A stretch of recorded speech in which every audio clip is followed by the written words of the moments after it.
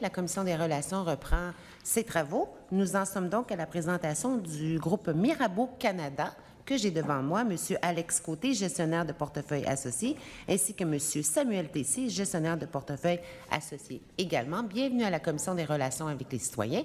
Vous allez donc bénéficier d'une période de 10 minutes pour votre présentation et nous allons par la suite échanger avec les partenaires. Alors, le temps est à vous. Merci. Bonjour, Madame la Présidente, Madame la Ministre, chers membres de la Commission. C'est un plaisir d'être ici avec vous aujourd'hui. Je vais me présenter mon collègue ici à ma gauche, Samuel Tessier, et moi-même aussi, Alex Côté, également gestionnaire de portefeuille associé auprès de Mirabeau Canada. Mirabeau, en fait, est un groupe bancaire financier international basé à Genève.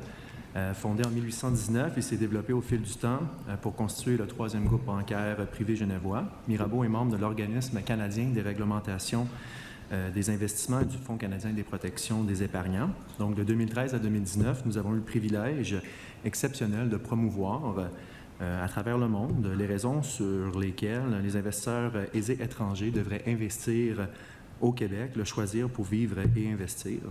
Notre expérience à l'international, combinée à notre expérience en gestion de portefeuille, nous a permis de bien comprendre les objectifs et les préoccupations des individus aisés provenant des quatre coins de la planète. Inutile de dire qu'après un moratoire de 4 ans, nous sommes très soulagés de voir que le gouvernement du Québec confirme qu'un programme comme celui-ci a sa place parmi son offre de programme d'immigration économique.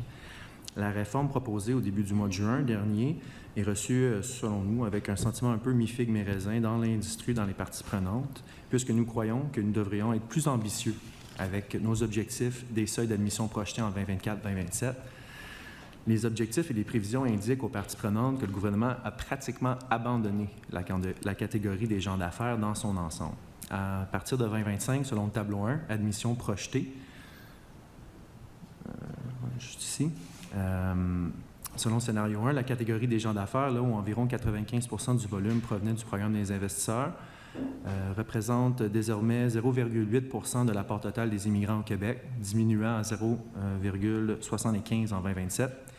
Historiquement, cette catégorie représentait entre 7 et 11% de la composition de notre immigration totale. Cette forte baisse dans les cibles du gouvernement du Québec représente le plus faible pourcentage d'entrepreneurs et d'investisseurs depuis la signature de l'accord Gagnon-Tremblay-McDougall en 1991. En tant que nation distincte, détenant des pouvoirs uniques en matière d'immigration économique, nous avons la responsabilité d'adopter une vision à long terme et surtout d'afficher une ambition accrue.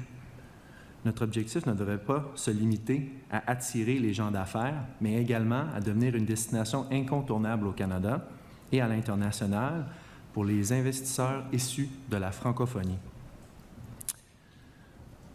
Examinons la genèse du programme investisseur. En fait, le programme émane du fait que la grille de sélection qui régit l'immigration au Canada et au Québec a un parti pris pour les jeunes travailleurs ayant des capacités linguistiques dans les 2 langues officielles et ayant étudié au Canada. Le programme a été créé pour donner un chemin aux candidats de la catégorie des gens d'affaires en mettant de l'accent sur la capacité et leur contribution financière, ainsi que leur expérience en gestion. Cela signifie qu'une personne immigrante pouvait être allophone, avoir 50 ans, 55 ans, mais avoir toujours une voie vers la résidence permanente. Avec la famille admissible, la famille pouvait par la suite s'intégrer à la société québécoise et apprendre la langue commune étant donné les mécanismes de protection que nous avons en place pour le français.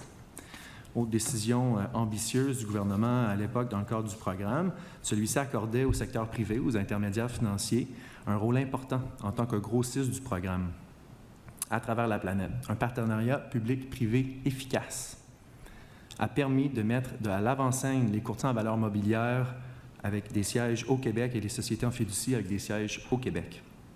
D'ailleurs, je crois que notre société aurait tout à gagner à impliquer les parties prenantes dans les futures révisions et améliorations du programme. Dans cette perspective, l'introduction d'un test oral standardisé de français de niveau intermédiaire avancé pour le requérant principal marque un changement fondamental dans la population potentielle admissible à ce processus-là et à ce prix-là. Un changement aussi majeur, affectant les fondements même de la création du programme, doit nous inciter à réfléchir de la manière pragmatique aux façons de maintenir et accroître l'attrait du programme, tout en renforçant sa compétitivité parmi l'offre de programmes d'immigration économique disponible au Québec, au Canada et à travers le monde entier. N'oublions pas que 27 autres pays offrent des programmes d'immigration par investissement. Par exemple, la Nouvelle-Zélande, le Royaume-Uni, les États-Unis, pour en nommer quelques-uns. Nous estimons qu'établir une cible aussi modeste pour la catégorie entière, telle que les gens d'affaires, revient pratiquement à abandonner ce profil des migrants. À long terme, c'est une erreur majeure, car cela empêche le Québec de maximiser les avantages sociaux, culturels et économiques associés à la migration de personnes fortunées. La diversification d'un portefeuille est la clé pour optimiser le rendement d'un portefeuille pour un certain niveau de risque. Nous utilisons aujourd'hui ce concept fondamental émanant du domaine financier pour l'appliquer à l'immigration. Une forte dépendance à l'égard des travailleurs qualifiés pourrait créer une situation dans laquelle les politiques d'immigration sont uniquement motivées par les besoins à court terme du marché du travail. Cela peut entraîner des fluctuations des niveaux d'immigration en fonction des cycles économiques qui ne correspondent pas nécessairement aux objectifs économiques et démographiques à long terme du Québec. L'économie québécoise subira inévitablement les contre-coups des politiques monétaires restrictives actuellement en vigueur au Canada. C'est précisément dans ce contexte économique qu'un panier diversifié de profils d'immigrants est pertinent. Lors d'une contraction économique, le Québec bénéficiera des gens d'affaires via leur esprit entrepreneurial, leurs dépenses discrétionnaires via les taxes à la consommation, et ainsi que leur résilience financière via une valeur nette élevée personnelle supérieure à la moyenne nationale. Stimuler la catégorie des gens d'affaires, en général, et les investisseurs en particulier, peut contribuer à stimuler l'innovation et la création d'emplois dans la province. Après avoir examiné le programme d'immigration destiné aux investisseurs au sein de la Fédération canadienne et à travers le monde, nous en venons à la conclusion que le programme investisseur revisité par le gouvernement au pouvoir ne semble pas réellement compétitif et propose surtout une volonté mitigée du gouvernement d'attirer les gens d'affaires francophones au Québec. Comme vous le savez, depuis 1991, le Québec possède des pouvoirs distincts en matière d'immigration. Aujourd'hui, ces pouvoirs font rougir plusieurs autres provinces qui aimeraient sélectionner leurs immigrants économiques. Avec un tel pouvoir, nous avons le devoir envers notre société de repousser les limites et d'innover dans nos programmes destinés aux investisseurs. Le Québec possède tous les outils et les mécanismes dont nous avons besoin pour accroître notre attractivité. Avec des seuils projetés dans cette catégorie de seulement 450 personnes, soit environ une centaine de familles, nous croyons qu'il serait préférable d'être plus audacieux envers ce profil qui est mondialement convoité. Les recommandations que nous avons formulées dans notre mémoire visent à soutenir le gouvernement dans l'assouplissement de certaines de ces conditions. Ce sont des propositions simples à mettre en œuvre qui pourraient permettre de doubler, voire tripler l'objectif annuel pour cette catégorie, tout en maintenant la priorité du gouvernement en matière d'immigration économique francophone. On peut se poser la question, y a-t-il trop d'investisseurs francophones au Québec? À partir de notre mémoire, voici 3 exemples d'assouplissement que nous proposons. Assouplir le niveau de français à un niveau 5. Sélectionner les candidats dont le conjoint atteint un niveau oral sur l'échelle québécoise des compétences en français. Éliminer la partie non remboursable de l'investissement, la donation du gouvernement du Québec, lorsque le candidat maîtrise le français. Nous saluons la décision du gouvernement d'accorder un permis de travail ouvert aux investisseurs ayant obtenu un certificat de sélection du Québec.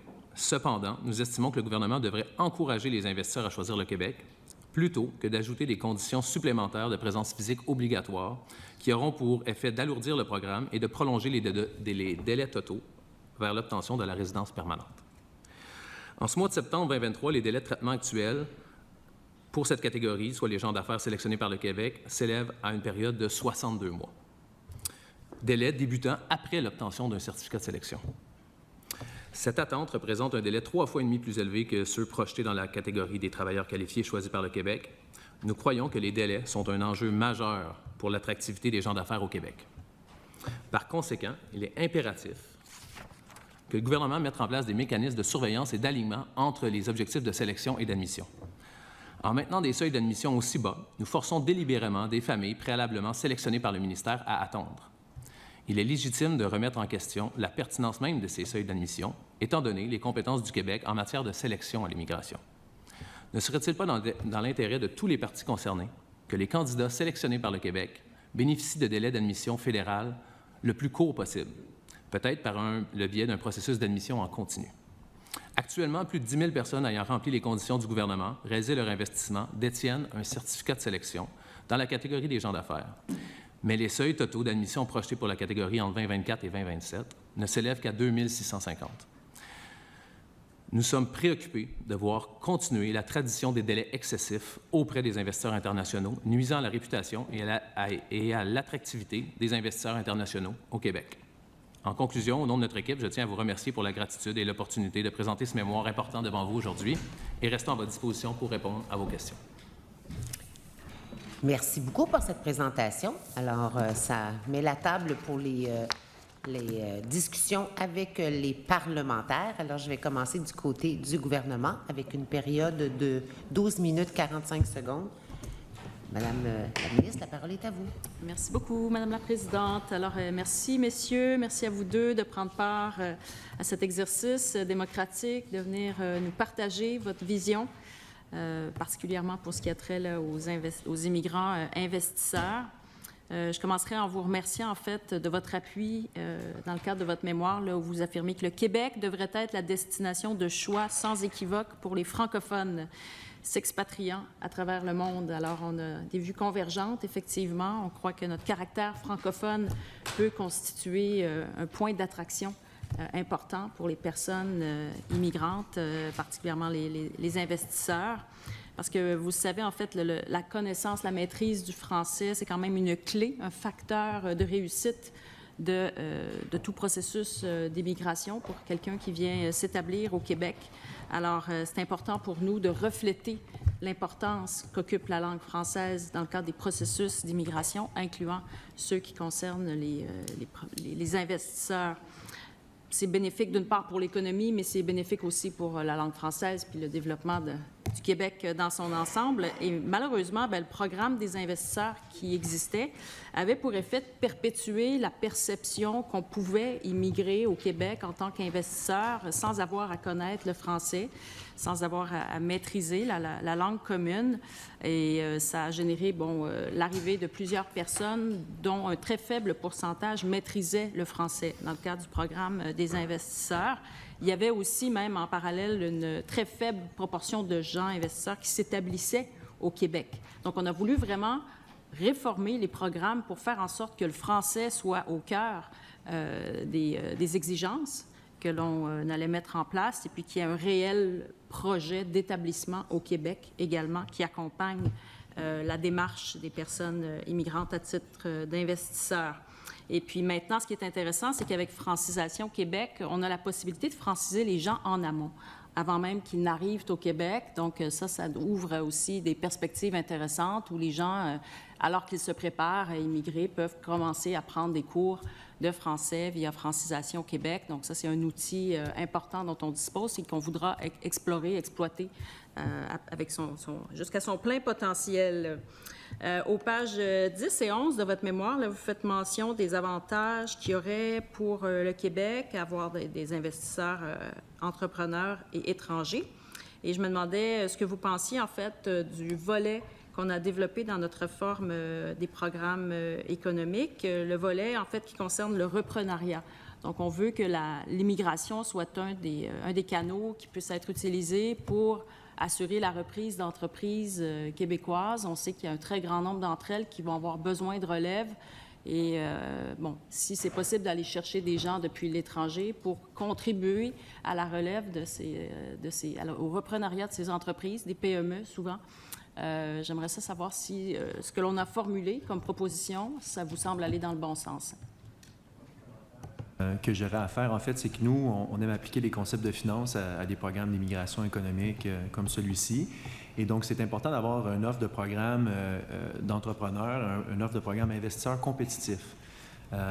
Donc, évidemment, les profils de gens, comme pour la finance, il y a des gens qui ont une capacité à prendre du risque plus élevée que d'autres personnes. Et il y a d'autres gens aussi qui ont une capacité financière à être capable de prendre plus de risques vis-à-vis d'autres individus. Donc, on croit qu'un programme de reprenariat, ça fait du sens, mais il faut garder en tête qu'il y a des gens que ce certain niveau de risque-là, de reprendre une entreprise, de faire un investissement où le capital est complètement à risque, c'est pas fait pour tout le monde. Donc, en fait, nous, on est plus sur une approche que la balance dans l'offre d'immigration, il faut prendre en considération qu'un investissement passif, comme l'achat d'un bon du Trésor, IQ Immigrant Investisseur, peut plaire à beaucoup de gens. Il y a aussi beaucoup de candidats qu'on rencontre que dans le passé, eux, déjà le périple vers le Québec, c'est un grand saut.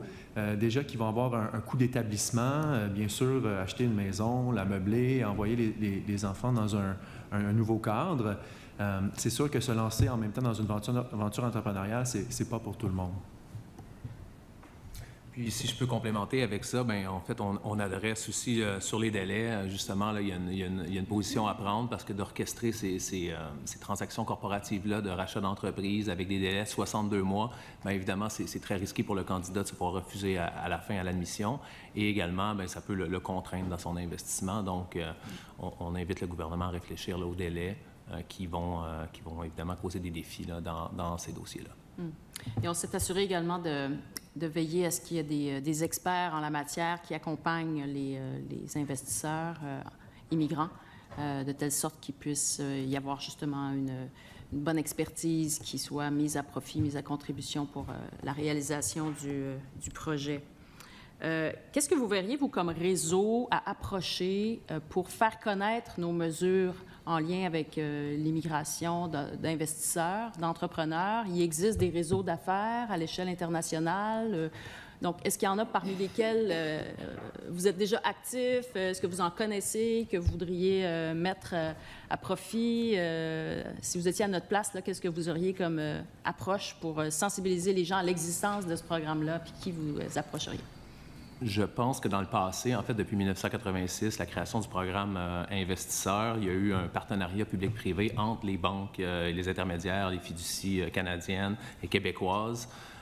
Ayant maintenant un siège au Québec, étant obligatoire là, pour faire partie des intermédiaires. Donc, c'est des groupes financiers internationaux qui ont des places d'affaires dans différents pays, qui sont d'excellents ambassadeurs là, pour le Québec, faire la promotion de ces investisseurs, qui sont souvent leurs clients. Et donc, étant des organismes réglementés au Québec par les marchés financiers, également assurent une conformité des dossiers, assurent un suivi là, adéquat des dossiers, et donc peuvent être sanctionnés dans évidemment des entreprises là, ayant le siège au Québec, donc plus facilement contrôlable pour le gouvernement. Donc, c'est un excellent réseau de distribution qu'on pense qu'il devrait être exploité davantage. Okay. C'est sûr que pendant la période de 4 ans, il y a eu un moratoire pour le programme et le réseau de distribution, donc les détaillants qui sont des consultants réglementaires en immigration au Québec, des avocats ou des notaires qui œuvrent à titre onéreux.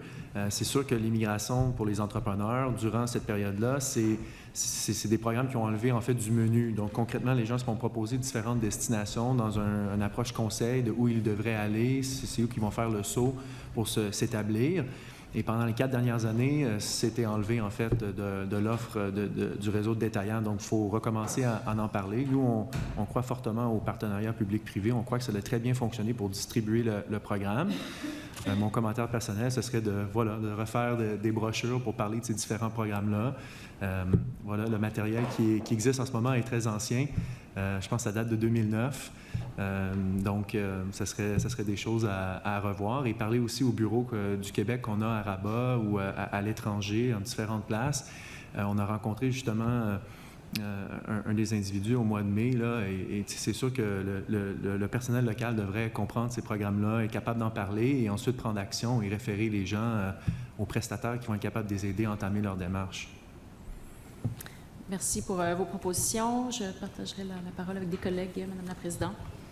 Merci beaucoup, Madame la ministre. Alors, c'est pour la députée d'Iberville. Merci. Alors, pour une période de 4 minutes 33 secondes. Merci beaucoup, Madame la Présidente.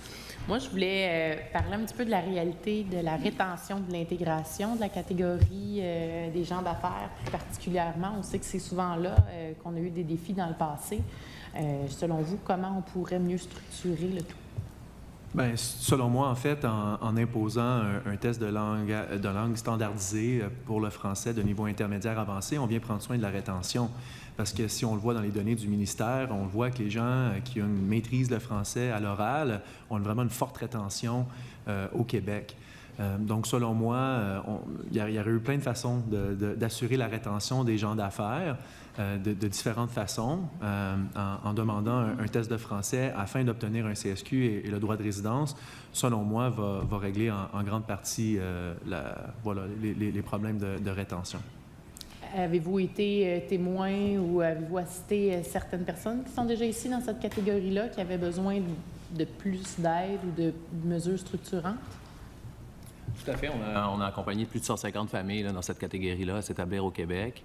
Une majorité de francophones, mais également beaucoup d'allophones qui ont appris le français. eux-mêmes, leurs conjoints, conjointes et leurs enfants là, qui sont dans des établissements scolaires au Québec. Donc, tous ces gens-là ont appris le français. Puis peut-être je compléterai là, la réponse de mon collègue en disant que, bien, en fait, il peut y avoir 2 volets dans ces programmes-là. Donc, 2 volets étant un volet francophone, donc avec des conditions attractives pour les francophones, et également un volet de francisation où c'est des gens qui vont venir se franciser au Québec, donc sont conscients de la notion de l'apprentissage du français et s'engagent à apprendre le français là, sur une certaine période de temps. Donc, voilà. Super. Au-delà du français, pour bien démarrer la vie ici, il y a quand même justement toute l'inscription à l'école, la reconnaissance de certains acquis, peut-être moins le cas des entrepreneurs, mais quand même faire sa place, aller chercher les bons permis, se retrouver aussi dans tout ça. Est-ce que vous trouvez que les gens sont bien outillés à leur arrivée ici? Effectivement, on parle des candidats qui ont une valeur nette 2 fois supérieure de la moyenne des Québécois. Et donc, bon, ils sont bien conseillés avec un bon entourage de professionnels qui sont capables de les aider. Et selon moi, c'est des gens qui sont prêts à payer pour ces services-là. Donc, je ne pense pas que c'est un enjeu. On parle plus d'une qualité de candidat, d'une quantité. Et donc, voilà, j'ai pas de commentaire contre ça. Avez-vous certaines mesures qui pourraient favoriser la régionalisation de ces gens d'affaires-là? En fait, historiquement, les capitaux générés par le Bon du Trésor allaient en région. Donc, avec un volume d'environ 2000 dossiers par année, là, ces investissements-là allaient dans des PME, 8 fois sur 10 manufacturières en région. Donc, on considère que c'est un programme qui était excellent en termes de retombées économiques. Après, ben, c'est des gens d'affaires qui ont un certain style de vie, qui bougent beaucoup plus que la moyenne, qui ont des entreprises à gérer dans différents pays. Donc, c'est difficile de les attacher, de les ancrer à un seul endroit. Cependant, dans beaucoup de cas, leurs familles, eux, sont établies au Québec. Et donc, l'applicant principal ben, peut être plus mobile, mais la famille, voilà, est assujettie à la loi 101, évidemment, et vont souvent dans des écoles en français.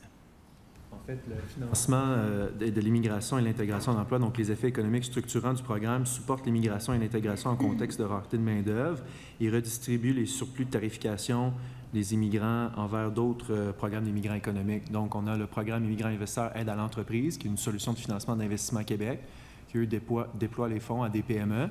Et on a aussi le programme PRIM, qui aide l'intégration dans le marché du travail pour des minorités.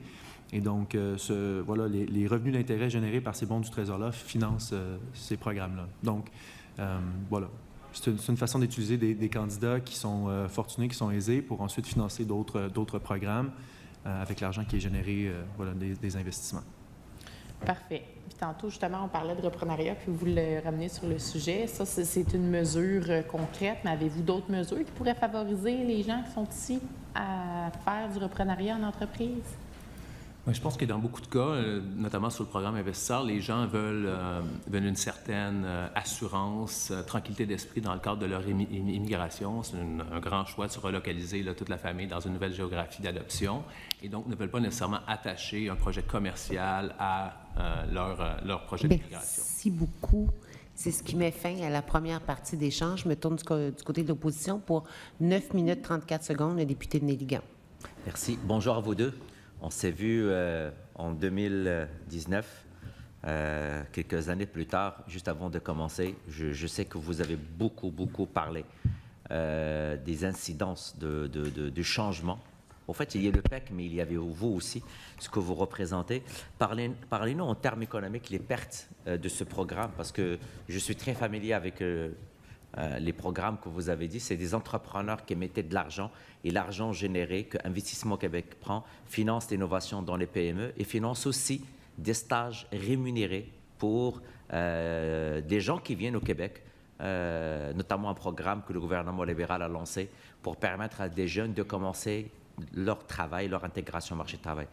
Donc, juste si vous avez une idée sur ce que le Québec a perdu les 4 dernières années ou les 5 dernières années. Oui, c'est difficile à chiffrer. Évidemment, on n'a pas d'analyse qui a été faite à ce niveau-là. On le sait, on l'a cité dans notre mémoire. Avisio Conseil a présenté là, une analyse d'impact économique du programme investisseur pour 2009 à 2019 qui présentait en fait environ 1 milliard de dollars de rendement généré pour les prêts immigrants investisseurs qui reflétait environ 1,5 milliard de retombées économiques et 17 000 emplois qui ont été supportés. 1 milliard, ou créés. c'est sur combien sur combien la période? Sur 10 ans, de 2009 à 2019. Et donc en fait, ce programme-là, disons, les pertes qui ont été faites, ça générait environ 45 millions de dollars de contributions financières non remboursables pour des PME, à 80 dans le secteur manufacturier, à 86 à l'extérieur de la grande région métropolitaine de Montréal. Et donc, ça aidait des PME dans des projets de modernisation ou d'expansion de leurs procédés. Donc, à 45 millions de dollars, c'est presque 400 à 500 PME, dépendamment là, du projet, du montant qui était octroyé par Investissement Québec. Et ça, c'est par année. OK. J'ai cru comprendre en lisant votre mémoire que les objectifs de seuil d'admission pour les gens d'affaires proposés pour la période 2024, donc celles qu'on nous sommes en train d'étudier, sont insuffisants. Vous venez de parler des pertes économiques et tout. Comment cela pourrait affecter le Québec à long terme? Bien, en fait, c'est différents programmes qui vont perdre leur financement par la perte de ces investisseurs-là. Puis également, bien, il y a des retombées, différentes analyses, dont Avisio, là, qui ont fait des analyses sur l'impact économique de ces personnes au Québec par la suite. Donc, ce n'est pas seulement leur investissement. Évidemment, il y a une retombée économique là, directement du bon du Trésor au moment de leur arrivée au Québec, l'obtention du CSQ. Mais également, c'est des familles qui ont des valeurs nettes supérieures à la moyenne nationale qui vont s'installer au Québec et donc contribuer à l'économie québécoise de différentes façons. Et si je rebondis sur la question précédente, mais c'est des gens donc qui vont pouvoir acheter des entreprises, en effet, et réaliser des investissements consistants au Québec. Cependant, n'ont pas nécessairement désiré là, attacher leur investissement à leur projet commercial. Ouais. Et les délais, donc avec 400, pour revenir sur votre question sur les seuils d'admission, on croit qu'il y a un inventaire environ de 10 000 d'ici la 2024, 10 000 personnes. C'est l'arriéré qui a été créé, étant donné qu'on a trop sélectionné et on n'a pas admis assez des gens d'affaires. Et donc, si on regarde avec un seuil de 450 personnes, on a 10 000 personnes qui attendent. Voilà, ça prend pas voilà, on a fait les calculs, là, on parle de 20 ans de temps d'attente si c'est ça, les seuils qui sont devant nous. 20 ans? Bien, je crois, selon les informations du mémoire qu'on a, on a un article de avril 2023 qui parle d'environ 12 000 personnes qui attendent. Si on regarde les seuils de cette année, les seuils de l'année prochaine, peut-être que 450 en admission, c'est seulement le nouveau programme et on ne comptabilise pas l'arriéré de 10 000 personnes qu'on a, ouais. Mais on s'attend mais sérieux, parce qu'on commence à voir des chiffres de 20-25 ans, ça dépend de la catégorie. Mais excusez-moi, au-delà des autres catégories, je ne fais pas maintenant de différence, mais je ne connais aucun entrepreneur ou un investisseur sérieux qui va attendre 20 ans avant de venir. Déjà que vous l'avez dit très bien dans votre présentation, écoutez, là, les gens le voient ailleurs. Donc, si la volonté, c'est aller vraiment voir le reprenariat, voir des entrepreneurs qui viennent investir chez nous et utiliser les leviers économiques qu'on a, parce que le Québec est une société distincte. On est maître de l'immigration économique. J'ai de la misère à voir vraiment si on est en train de tout mettre pour carrément fermer le programme, parce que quand tu vas me dire 20 ans, c'est une manière polie de me dire, ben, tu sais quoi là, cherche ailleurs. Donc en fait, c'est dommage parce que effectivement, autre que le prix du programme, les délais, c'est l'autre grand enjeu de des programmes comme ça. Comme vous l'avez dit, les gens d'affaires, les investisseurs s'attendent à un traitement quand même, disons, comparable, mais idéalement plus rapide que d'autres programmes. Et donc, l'attractivité du programme est affectée, dans la nouvelle mouture, est affectée par le prix, selon nous, et aussi les délais.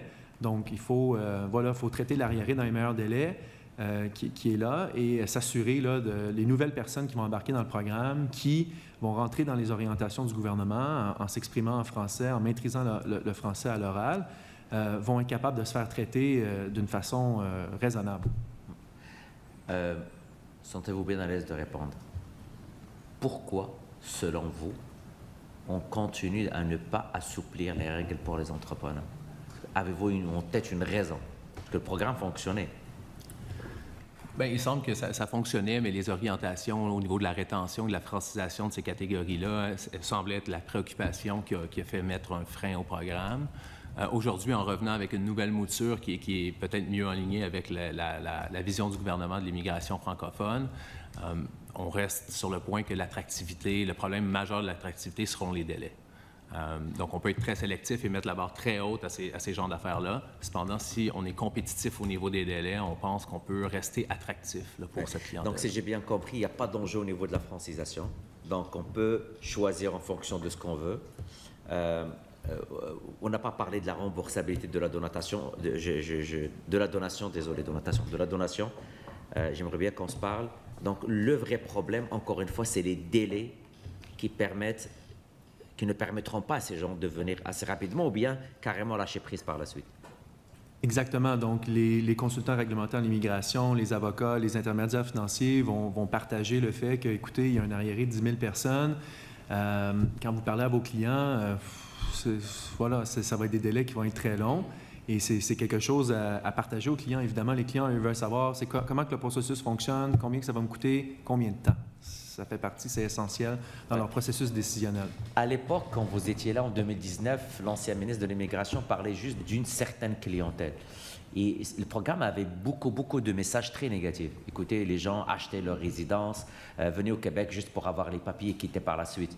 Vous répondez quoi aujourd'hui à ces gens qui disaient ça en 2019? Bien, la rétention qu'on voit chez les francophones est élevée. Je pense que c'est des gens qui peuvent contribuer, ils peuvent faire le choix de s'établir au Québec, en effet, et contribuer. Certains vont quitter, comme dans d'autres catégories, vont venir et rebrousser le chemin, mais la majeure partie de ces gens-là vont contribuer au Québec et s'établir à long terme, eux et ainsi que la deuxième génération, donc leurs enfants, et qui seront tous des contributeurs francophones, fortunés, souvent hautement scolarisés au Québec. Et en fait, moi, ma réponse, c'est qu'il y aurait plusieurs mécanismes pour assurer la rétention, en comprenant que le fondement du programme était pour les allophones. Quand il a été créé en 1986, il y aurait eu beaucoup de mécanismes à mettre en place pour assurer une rétention et pas avoir les gens qui faisaient de la fausse représentation, qui quittaient vers d'autres provinces. Ceci étant dit, les gens attendaient quand même 5 à 6 ans pour leur résidence permanente. Là. Donc, ça aussi, ça fait partie de l'enjeu de la rétention. Les gens attendaient très longtemps pour leur droit de résidence. Les choses changent en 5 à 6 ans. Donc, au-delà de la langue, de la donation, des critères, si on ne baisse pas les délais de la résidence permanente, on n'arriverait pas à garder ces entrepreneurs au Québec. Même s'ils souhaitent acheter une entreprise ou devenir actionnaire minoritaire ou majoritaire dans une entreprise, peu importe l'entreprise en région. Mais on ne voit pas la direction de revenir vers les 2000 familles qu'on avait dans le passé. Cependant, en mettant des conditions attractives pour les francophones, voire potentiellement enlever la fameuse donation, réduire le montant d'investissement, réduire les délais, va faciliter l'accueil de francophones et donc mousser ce programme-là auprès d'une communauté francophone afin d'arriver avec quelques centaines de candidats annuellement. On parle de combien, à peu près? Vos projections? Selon moi, si on suit les recommandations, il y a potentiellement d'autres à regarder, mais on pourrait espérer à 300 familles. Cette portion est terminée. Merci beaucoup. Avant de passer la parole au député de Saint-Henri-Sainte-Anne, je voulais juste mentionner aux parlementaires si vous avez la présentation qu'ils ont faite, elle est disponible sur Graphier. Alors, Monsieur le député, vous avez une période de 3 minutes 11 secondes. Merci beaucoup. Je vais continuer dans la même direction, juste pour que ce soit très clair pour tout le monde. On a consulté le document de consultation. En fait, c'est le seul qui avait des chiffres sur les arriérés dans votre catégorie, c'est les gens d'affaires. On dit que ce nombre est passé de 19 500 personnes au début 2020 à 15 400 en fin 2022. Ensuite, si on regarde le plan d'immigration 2023, on avait jusqu'à 1 500 admissions pour 23. Et si on regarde le plan de 24, 1 300. Bon. Ça veut dire que quand on arrive en 2025, là, c'est si aucun nouveau CSQ est émis, si le programme reste fermé, là, grosso modo, ça fait 12 600 à peu près dossiers. Et si on divise par 450 dossiers par année, ça fait 28 ans. 28 ans de délai de traitement. Et ça, c'est si le programme reste fermé. Parce que si on ouvre puis que ce chiffre-là monte à 15 000, bien, on va être rendu à 35 ans. Je sais qu'IRCC, sur son site web, parle de 62 mois de délai. On comprend que ce ne sera pas 62 mois de délai. Là. On comprend que ça va être probablement beaucoup plus que ça. À mon avis, c'est absolument inacceptable qu'on ait des programmes d'immigration qui durent des décennies. Des décennies d'attente, ça ne se peut pas. Et je me demande, et je vous demande, est-ce que ça a un impact sur la réputation du Québec à l'international d'offrir des programmes d'immigration qui durent 30 ans? C'est certain que ces délais-là qu'on constate à l'admission partent suivant donc la sélection de ces candidats-là, donc leur investissement. Donc, ils ont réalisé le dépôt auprès du Fonds du Trésor d'1,2 million de dollars. Et ensuite, le Québec les fait attendre, en effet, plus de 5 ans, voire plus. Donc, en effet, c'est un problème là, pour la réputation du Québec à l'international, de récupérer les sommes de ces gens-là, de prendre un engagement social et ensuite de les faire attendre pendant une décennie, tout à fait. Et j'aimerais juste complémenter que si on mise sur la pérennité et la vitalité du français en utilisant l'immigration, évidemment, on ne recommande pas de garder la suspension de la période de réception de demande pour la sous-catégorie investisseurs. Ceci étant dit, il faut prendre action sur les admissions et augmenter ces seuils-là. C'est ça, même si on l'ouvre, puis que vous dites à vos clients que ça va prendre 30 ans, je veux dire, on peut bien l'ouvrir, le programme, il n'est pas ouvert pour vrai si on dit que ça va prendre 30 ans. Il est faussement ouvert, quoi. Ça s'applique également aux autres catégories. Donc, on parlait du programme des repreneurs. Bien, si ce défi-là n'est pas adressé, les repreneurs vont avoir beaucoup de défis à obtenir une carte de résidence permanente, même s'ils achètent une entreprise consistante au Québec. Fait que repreneurs, entrepreneurs, travailleurs autonomes, investisseurs, tout ce monde-là est dans le même bateau, là. Donc, on définit des programmes, on fait des modifications réglementaires, il va y avoir des équipes, il y a des équipes qui ont travaillé là-dessus, il y a une gazette officielle, on débat de ça, il y a des guides pour un programme d'une personne qui va arriver dans 30 ans dans ce nouveau programme-là. En fait, quand on a lu le cahier de consultation, on se disait peut-être qu'il y avait une erreur ou peut-être qu'on les comptabilisait pas. Il y a peut-être quelque chose, mais il faut l'adresser. Dans notre mémoire, on a une recommandation d'augmenter les seuils d'admission pour clairer l'arriéré qui est dans le programme. Merci beaucoup. Merci beaucoup, M. Tessier, M. Côté, pour l'apport à nos travaux. Il me reste à vous souhaiter une bonne fin de journée et je suspends les travaux de la commission jusqu'à 14 heures.